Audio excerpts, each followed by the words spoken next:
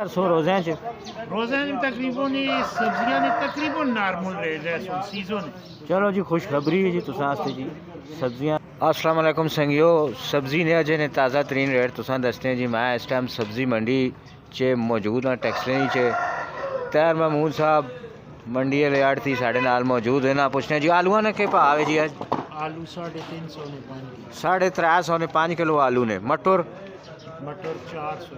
400 रुपये ने तड़ी मटर। टमाटर 900 तो 1000 तक हो। तड़ी पेटी से कितने ने? 14 किलो, यानी कि भी ठीक ही होगा। अच्छा प्याज हो? 450 ना तड़ी। गाजरा 250 रुपये दियाँ अच्छे लियाँ गाजरा तड़ी। मूली 20-25 रुपए गड्डी च कितनियां क्या होनी सुन? गड्डी च 4-5 दाड़े। अच्छा उस तो अलावा पालक कें जी? पालक 10 रुपए गड्डी। 10 रुपये गड्डी। बाहरों तो फिर महंगी है पैनी है। धनिया 5 रुपए 6 रुपए। धनिया 5 रुपये। गोभी 150-200 रुपए। 200 ना जो छापर होना है गोभी ना उससे कितने खोलो? 7 किलो 8 किलो काफ़ी सस्ती हो पाया नहीं। और जाओ इस कुकड़े हैं तब ऐसा तो बंद करो चुप इसका मुँह करो। को है ना कुकड़े हुआ मौज खा गया हुआ। आला उस तो अलावा अरबी शरबी है भी कोई नहीं? अरबी महंगी है, 800 रुपए। 800 रुपये तड़ी। ते थूम जड़ा अपना थूम 1450 रुपए ना 2.5 किलो।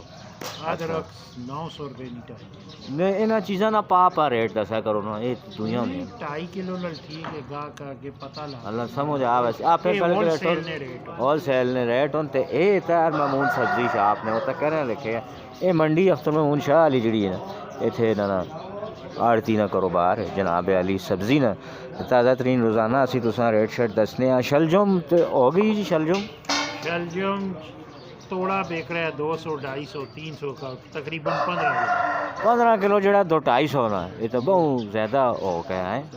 हालांकि चलो इस फिर बंदा गोश्त के थवाने तो सस्ते लाभ बस उन्हें से तो गोश्त पाई ने वैसे भी पका के खाई ने कोई मसला नहीं। आलू प्याज आजकल सब्जियों के बहुत कम रेट है होलसेल ते।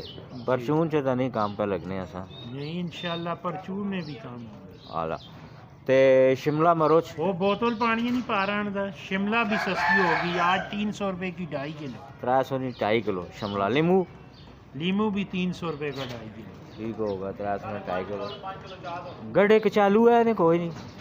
गड्ढे कचालू वो होने नो कोई रेट पता उसी ने आइडिया कोई नहीं? तकरीबन वो भी 250 रुपए दड़ी है। 250 रुपये तड़ी उसकी। अच्छा ठीक होगा थैंक यू। फिर तुसां दसने रोज़ाना ने। अच्छा रमज़ान च वध सो इन्ना कटरे भी कदे कटे ना अज ध्याड़े तक आउट सीजन नहीं आउट सीजन की चीज़ां ने रेट बाद में और सीजन ने सब्जियां ना माशाल्लाह हर सब्जी आ रही है। रोज़े च के कर सो? रोज़े च तकरीबन सब्जियां ने तकरीबन नार्मल रेट है सीजन। चलो जी खुशखबरी है जी तुसां वास्ते जी सब्जियां ने रेट नार्मल रहा सुने ना। रोज़े च बहुत नहीं वधो लगे कदे वधे तो तैयार पकड़ो घाटे तो क्या हो जी गाल है कि नहीं? क्या हो जी डाकू साहब? शुक्र है अल्लाह हार में।